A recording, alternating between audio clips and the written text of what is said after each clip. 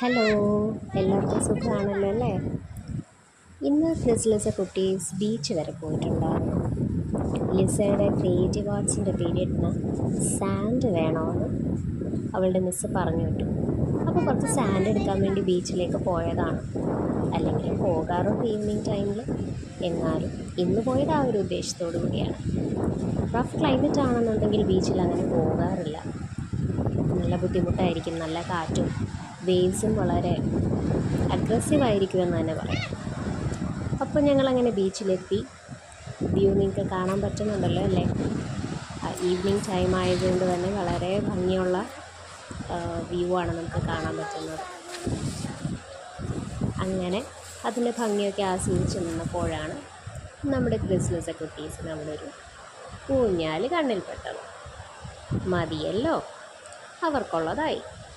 അപ്പോൾ അവരതാ അതിലെങ്ങനെ ആടാം എന്നുള്ളതിനെക്കുറിച്ച് ആലോചിച്ച് ഇങ്ങനെ നിൽക്കുകയാണ്. ഫൈനലി ആടാമെന്ന് വിചാരിച്ചു. ഇതാ ക്രിസ് പോകുന്നു.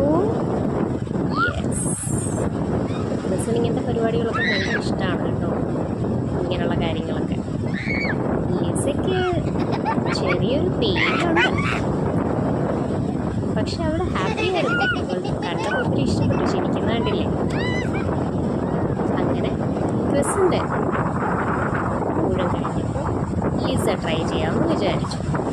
പക്ഷെ അവൾക്ക് അതിൽ നിന്ന് വിടാൻ ഭയങ്കര ഒരു പേടി, വീഴുമോ എന്നുള്ളൊരു പേടിയുണ്ടായിരുന്നു.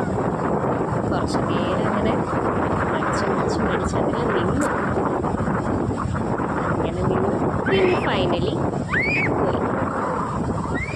അലറി കേട്ടോ, പക്ഷെ നല്ലൊരു എക്സ്പീരിയൻസ് ആയിരുന്നു അവൾക്ക്.